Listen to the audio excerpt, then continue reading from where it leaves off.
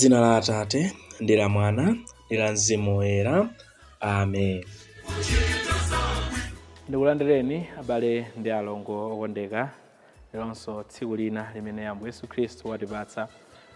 Ndikulandireni koposaposa pano pa Tilankhuleni Ambuye, pamene tikufuna kugawana mawu a Mulungu ndi kusinkhasinkha zimene lero Ambuye Yesu Khristu akufuna kutiwuza. Ndipo lero ndi pa 3 July 2024. Ndipo lero pokhala pa 3 July tikuchita chaka cha Tomasi Woyera Mpostoli. Ndipo mawu athu oyamba tiwamva kuchokera mkalata ya Paulo Woyera kwa Aefeso. Aefeso mutu 2 kuyambira ndime ya 19 kulekeza ndime ya 22.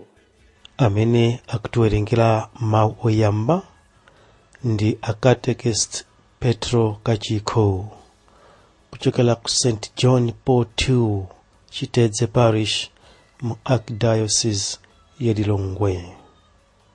Timvanso mawu a Uthenga Woyera monga adalembera Yohane mutu wa 20 kuyambira ndime ya 24 mpaka 29. Amene akutiwerengera mawu a Uthenga Wabwino komanso kutigawira mawu ndi Reverend Father Gerard Malota kuchokera ku St. Joseph Chiphwanya Parish mu Diocese ya Dedza. Mawu oyamba. Mawu ankalata ya Paulo Woyera yolembera kwa Efeso.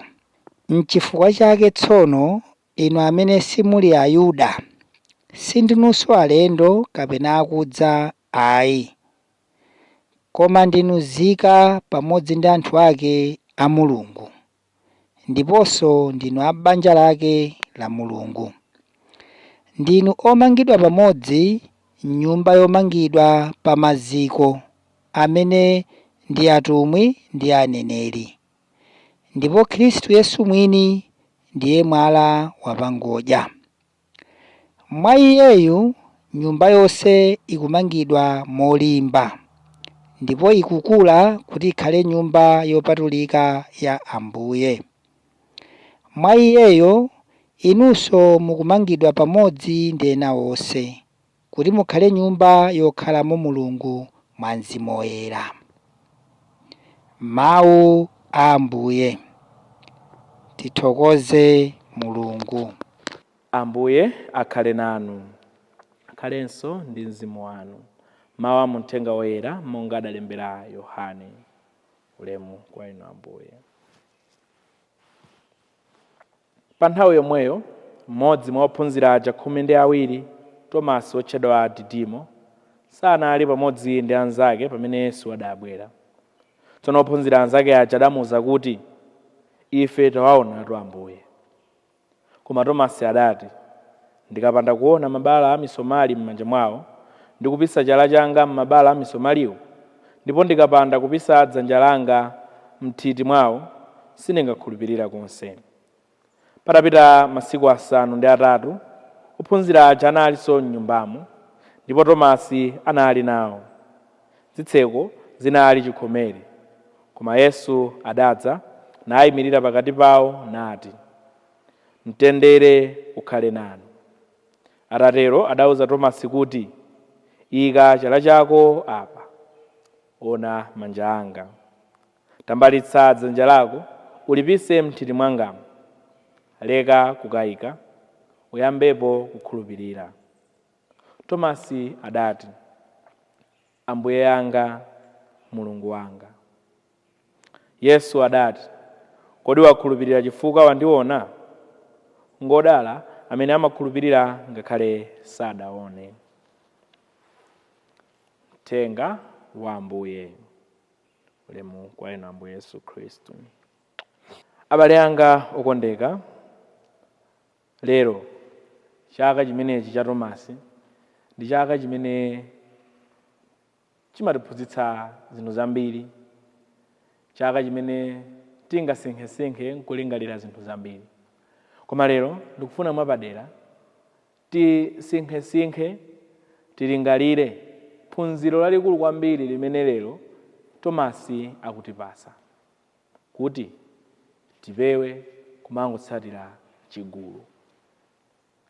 Lero abale anga tikulumikizana ndi mayi wathu Ekleziya pochita chaka cha Tomasi Woyera Mpostoli. Iyeyu amadziwikanso ndi dzina lija lakuti Didimo. Iyeyutu adali mmodzi mwa ophunzira 12 a Ambuye Yesu Khristu aja. Ndipo iyeyu amadziwika kwambiri chifukwa chakukayika kwake mukuka kwa Ambuye athu Yesu Khristu. Iyeyu kwa ukulukulu amayimirira umunthu wa tonsefe. Chifukwa chikhulupiriro cha ife anthu ndi misteri. Ifeyo aliyense payekha sitidamone Ambuye Yesu Khristu ndi maso athu, sitidamukhudze Ambuye Yesu Khristu ndi manja athu nthawi imene adalipoyo kalekale, nthawi imene amayenda nkumalalika mawu pakati pa Ayuda aja. Ndipo nthawi zina anthufe timakhala mwina ndi mafunso ambiri amene tikadatha kumufunsa Ambuye Yesu Khristu. Makamaka tikamva mawu ake timakhala ndi zinthu zambiri zimene zimakhala m'mitima mwathu, timasautsika ndipo timafuna kuti tizimvetsetse bwinobwino tiwafunse Ambuye Yesu Khristu. Tomasi amene samakhulupirira kuti Ambuye Yesu Khristu auka kwa akufa, ataona mabala a Yesu ndi kuwakhudza, atapisa dzanja lake m'nthiti mwawo, adasanduka mmishonari wamphamvu kwambiri. Anakalalika uthenga wabwino modzipereka kulikonse kumene adapita, kudzera m'mawu komanso m'moyo wake ndi mzochita zake. Anakafika mpaka dziko la India kumene adakakhazikitsa Chikhristu kumeneko. Tomasi yemweyunso amene tikumukondwerera lero, amene tikuchita chaka chake lero, ndi nkhoswe ya anthu aluso la zomangamanga, ma-architect komanso ma-builders. Chifukwa mbiri imatiuza, tikamawerenga mbiri ya zolembalemba zimene anthu ena adalemba, amati nthawi ina m'mbuyomu iye ali ku India anayitanidwa ndi mfumu ya kumeneko kuti akamange nyumba yachifumu, a palace, poti iye adali ndi luso lapamwamba la zomangamanga. So natayigwira ntchito ija mokhulupirika, atachita monga momwe mfumu ija inkafunira. Ndalama imene adapatsidwa ngati malipiro ake, iyeyo malo moyerenga kugwiritsa ntchito zina zake zimene adakafuna muno wake, adagawirako amphawi, anthu osauka. Zimenezi zinakuyitsa mfumu kwambiri. Ndipo chifukwa mfumu inali ndi mkwiyo, mfumu sinakondwe, sinasangalale chifukwa zimene adachita Tomasi, adaponyedwa mu ndende. Koma iyeyo ngakhale adaponyedwa ndende mmenemu, anapitirizabe kumalalika uthenga wabwino ngakhale ali mu ndende. Tsono zimenezi ndi zinakuyitsanso mfumu kwambiri. Choncho iye chifukwa chimenechi adaphedwa ndi mkondo, ndipo akuti adali ndi bala monga lija limene adaligwira la Ambuye Yesu Khristu. Munthu okayika kusanduka tsopano munthu mmishonari wamphamvu kwambiri, okhazikitsa ngakhale uthenga wabwino kulolera kuti iyeyu aphedwe chifukwa cha uthenga wabwino, kufa ngati mmalitiri. Tikaonaona, tikaunguzaunguza, tikasinkha-sinkha, tikaonkhetsa-onkhetsa kudzera mmoyo wa Tomasi, tikupezamo maphunziro angapo, kupatizapo phunziro lalikulu limene tikuphunzira lija. Koyambirira, tikukumbutsidwa ati ife anthu za udindo wathu ofalitsa uthenga wabwino. Ife tonse amene tili a Khristu, ife tonse amene tinabatizidwa, ndi udindo wathu kuti tikafalitse uthenga wabwino kwa anthu onse, kudzera m'mawu athu, m'malaliko athu, angakhalenso m'moyo wathu, mzochita zathu.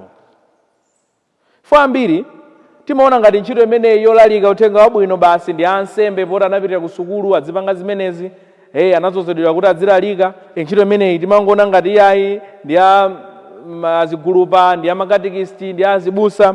Timaona ngati ntchito imeneyi basi ndi amasisteri, ntchito imeneyi ndi amabraza, ntchito imeneyi ndi amadikoni, ntchito imeneyi ndi asemino, chifukwa ndi anthu amene akuchita zimenezi. Komatu ayi, ntchito imeneyi ndi yatonsefe. Ife tonse amene tilobatizidwa tidagawana ndi Ambuye Yesu Khristu aja usembe wathu wachibadwa. Tinagawana ndi Ambuye Yesu Khristu aja the common priesthood imene tikuyenera kumayinyadira ngati mbumba ya Mulungu, ngati ana a Mulungu. Ife tonse amene ndife abale ake a Ambuye Yesu Khristu tikuyenera tigwire ntchito imeneyi yolalika uthenga wabwino. Ndi yatonsefe kuti tizilalika uthenga wabwino kulikonse kumene ndi tili, komanso nthawi ina iliyonse imene tikukhala ndi anthu anzathu. kulalika monga momwe analalikira modzipereka Tomasi oyera. Kachiwiri, tikukumbutsidwanso kufunikira kogwiritsa ntchito maluso athu osiyanasiyana amene Mulungu adatipatsa, mphatso zosiyanasiyana, matalenti osiyanasiyana, kuthekera kosiyanasiyana kumene tili nako. Tizigwiritsa ntchito kutumikira Mulungu ndi kukhazikitsa ufumu wake pansi pano. Ntchito imeneyi ndi ntchito yayikulu kwambiri. Timaona kuti Tomasi mungatamvera mbiri muja, iyeyu sikuti ankangomanga nyumba zokha, hayi chifukwa anali ndi luso la zomangamanga, hayi, koma angakhale adamanga chikhulupiriro m'mitima ya anthu. Adakhazikitsa chikhulupiriro pakati pa anthu akudera limene iye adapita kukalalikira mpaka pano. Kumeneko kuli Akhristu. Mpaka pano chikhulupiriro chimene iye adadzala, chikhulupiriro chimene adachimanga mpaka pano chidakalipo. Mbewu imene iye adayidzala tsopano inayamba kubereka zipatso zosiyanasiyana. Mpingo wa kumeneko ukukula. Kachitatu, Mulungu amatigwiritsa ntchito angakhale muzofowoka zathu zosiyanasiyana. Yesu posankha ophunzira ake monga achina Tomasiwa amadziwatu kuti iwo adali ndi zofowoka zawo, komabe anawayitana nkuwatuma. Amadziwa kuti awa ndikuwayitana awa Petro apamawa adzandikana kuti sakundidziwa, awa Yudasi awa adzandipereka, awa Tomasiwa ndotere, awa anali okhomesa msonkho anthu wandotere, ndakubawa ndokonda ndalama. Koma Ambuye Yesu Khristu anawerengera zofowoka zawo, anawayitana ndi kuwapatsa ntchito yayikulu. Kudzera mwa anthu ofowoka aja, ifetu lero ndife Akhristu, ifetu lero ndi ansembe, ifetu tili m'mabanja a Chikhristu, ifetu lero tsopano timanyadira chikatolika chathu tikamayenda kumakondwa kuyimba nyimbo zathu mosangalala chifukwa cha mbewu imene adayidzala ophunzira Yesu Khristu azankhala naye ndi zofowoka. Choncho ifenso Mulungu amatiyitana, Mulungu akutigwiritsa ntchito ngakhale tili ndi zofowoka zathu zosiyanasiyana. Ifenso ngati lofowoka tisamaziyang'anire pansi ayi. Tizizindikira kuti titha kuchita kanthu kooneka kugulu, titha kuchita chinthu cha nzeru, angakhale tili ochimwa, angakhale tili ofowoka, angakhale pena ndi pena timagwa, timavutika, timalephera kuchita zimene Mulungu amatipempha kuti tizichita. Tigwiritse ntchito izo zimene Mulungu adatipatsa kuti tizichite, kuti tizigwiritsitse zinthu zokhazo zimene Mulungu adatilola kuti ifeyo izizi ndiye luso lathu, izizi ukunkuthekera kwathu. Tizigwiritse ntchito zinthu zimene tisayang'anirenso zofowoka zathu zina, tizonse tizisiye, tiziyiwale. Tigwiritse ntchito mphatso zimene tili nazo kuti tilalike uthenga wa Mulungu, kuti tikhazikitse ufumu wa Mulungu pa dziko lino lapansi. Tikamagwira ntchito imene nthawi zonse tizizikumbutsa mawu aja amene adanena Danieli Komboni oyera, kuti ngakhale ine ndilephere mu zonse, Mulungu adzakondwa ndi kufuna kwanga kwabwino. Mulungu wakulukulu sayang'anira kuthekera kwathu, Mulungu wakulukulu sayang'anira kuti ndife ani, Mulungu wakulukulu sayang'anira kuti ndife anthu ochimwa bwanji, koma amayang'ana kufuna kwathu kwabwino ndi kuyesetsa kumene timakhala nako mu mtima mwathu. Omaliza, Tomasi oyera kudzera mmoyo mwake, kudzera mchikhulupiriro chake, kudzera mukayika kwake muja, atiphunzitsatu kuti tisamangotsata chigulu. Tizizindikira kuti chikhulupiriro chathu chisamangokhala cha pamaso pokha, chikhulupiriro chathu chiziyambira mu mtima. Zimene tikuzionesa kumaso kwa anthu zikhala kuti zamanga kale nthenje mu mtima mwathu.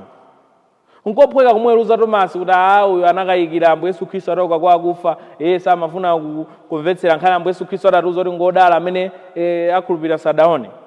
Koma tiyeni tilingere mozama zimene adachita Tomasi. Iye sanafune kukhala ndi chikhulupiriro chokuti gulu likupita uku inenso ndipite konko, anzanga akupanga ichi inenso ndipite konko, anzanga akupanga ichi ndipite konko. Ayi, adafunitsitsa kuti kuyambirira iyeyo akhutitsidwe ndi zimene akuzikhulupirira, akhutitsidwe ndi zimene akuzitsata, akhutitsidwe ndi zimene akulalika. Choncho ifenso tisamweruze Tomasi posakhulupirira mwansanga, koma tilole kuti atiphunzitse kukhala anthu odziwa chimene tikuchita, tizidziwa chimene tikuchita. Tisamangotsata zinthu mwa fashion kuti tioneke ozitsata. Ife akatolika ena tilipo otero masiku ano. Wakhala akatolika basi tikachena nsalu za mpingo, tikavala makolona, basi tikamayimba nyimbo, koma mu mtima mwathu muli akangaude okhaokha. Mu mtima mwathu angakhale dontho la chikatolikalo mulibe chifukwa chongotsata chigulu.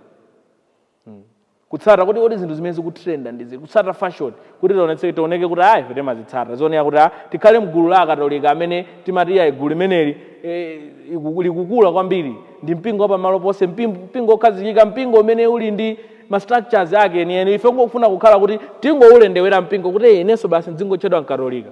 mu mtima mwathu muli empty, mulibe kalikonse chikhulupiriro, mulibemo ankhale dontho. Hayi, tikhale ngati Tomasi, anthu odziwa chimene tikuchita, koyambirira timange chikhulupiriro m'mitima mwathu, chifukwa sitingathe kugawana ndi ena zinthu zimene ife tilibe. Chikhulupiriro chikakhala mwa ife kaye, ndiyeno tigwira bwino ntchito ija yolalika uthenga wabwino. Ambiri timangopita kumene kwakoma, timangopita kumene kwabebako basi, ngati mbalame jakhope imene imangolukira komwe kwaomba mphepo, ikaombawo kuti pita konko, ikaombawo kuti pita konko, ikatere tipita, ikatere tichita choni. Ayi, tisamatero ayi. Tsiku la lero timupemphe Mulungu kuti azamitse chikhulupiriro chathu mwa Iye, azisetse, atithandize Mulungu kuti chikhulupiriro chathu chizioneka mmoyo wathu komanso mzochita zathu, osati m'mayankhulidwe athu okha kapena muzovala zathu zokha. Ayi, koma zochita zathu, makhalidwe athu, mayankhulidwe athu kwa anthu anzathu, mmene tikukhalira ndi anthu ena zionetsa kuti awadi ndi Akhristu. Nthawi zonse tizimuzindikira Ambuye Yesu Khristu mwa anthu ena. Timpemphe Mulungu kuti tizimuzindikira Ambuye Yesu Khristu mawu ake amene timawamva tsiku ndi tsiku, komanso tizimuzindikira Ambuye Yesu Khristu masakramenti, makamaka sakramenti la Ukaristiya limene ndi thupi la Ambuye Yesu Khristu, sakramenti la chikondi limene limaonetsa kuti Mulungu amatikonda ndipo nthawi zonse amafuna kuti ife anthu tizizindikira kupezeka kwake moyo mwathu. Tiyeni pa tsiku la lero kudzera mu uneneri wa Tomasi timpemphe Mulungu atithandize kukhala anthu amene tili okhazikika pa chikhulupiriro chathu, kukhala anthu amene tisamangoyenda kusaka Mulungu, kusaka zaulere, kusaka zinthu zozizwitsa kuti ndi kuti, koma tipindule ndi chikatolika chathu. Chikatolika chathu chitipatse ife zaulere, komanso ife tithandize kuti mpingo ukule pomanga nthenje chikhulupiriro m'mitima mwathu, kuti tikatere tiyesetse kukhazikitsa ufumu wa Mulungu, kukhazikitsa bwino wake, kukhazikitsa mawu ake, kukhazikitsa ufumu wake pakati pa anthu anzathu. Tiyeni iyi ikhale pemphero lathu lero ndi masiku onse a moyo wathu. Amen.